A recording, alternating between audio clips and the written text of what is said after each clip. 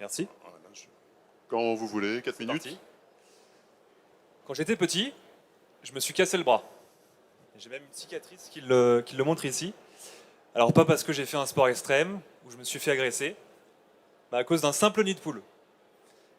Et vous verrez que c'est pas anodin, si vous demandez autour de vous, ça arrive à beaucoup de personnes.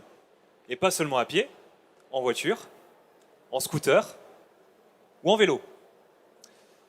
Et c'est vrai, l'état des routes est en décadence dans le monde entier. Pourquoi? Parce qu'on a des infrastructures qui ont été faites après la guerre, qui sont vieillissantes et qui demandent de plus en plus d'entretien et d'argent pour les collectivités.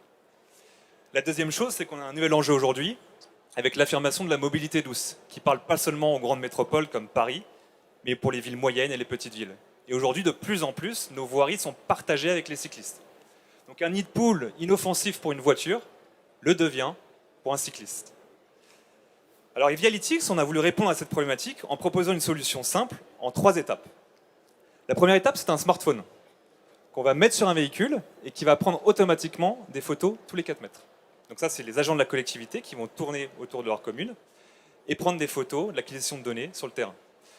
La deuxième étape, c'est une intelligence artificielle qu'on a développée qui va analyser ce qu'on voit sur les images, détecter un nid de poule, une fissure ou du faïençage, etc. et un ordre de gravité en fonction de l'état de ce réseau. Et la troisième étape, c'est une plateforme web où on va mettre en avant, avec un code couleur, une cartographie pour voir justement l'état des routes et ensuite se rendre compte d'un état de réseau. Alors l'idée de la solution, c'est que nous, par rapport à un marché existant avec des bureaux d'études, c'est qu'on est des concepteurs d'un outil.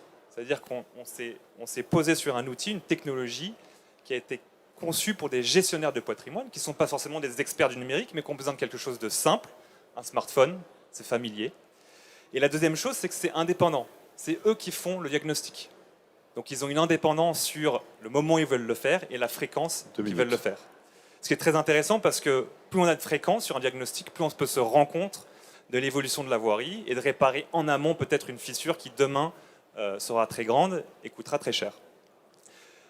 Alors quelques cas concrets, notamment avec nos clients La Rochelle par exemple, et je salue Christophe qui je ne sais pas où, bonjour à lui, qui utilise notre outil par exemple pour justement être très proactif sur la voirie, notamment avec un système d'alerte où dès qu'il y a un nid de poule qui est assez grand, il y a une remontée d'alerte qui va être faite.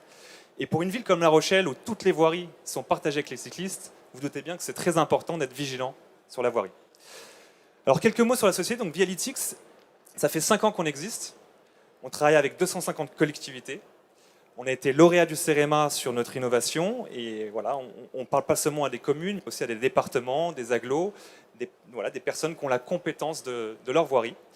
Et on va réaliser notre première levée de fonds cette année pour justement consolider notre croissance sur la France. 1 minute.